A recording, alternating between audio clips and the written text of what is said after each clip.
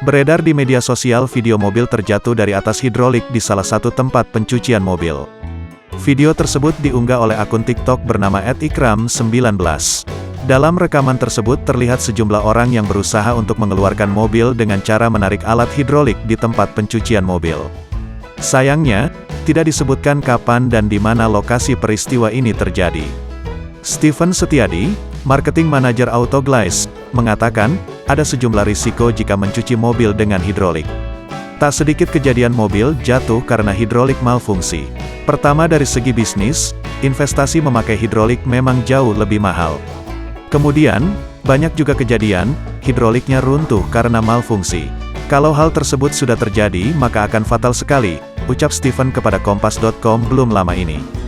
Selain berisiko mobil jatuh, mencuci mobil dengan hidrolik juga tidak bisa sembarangan.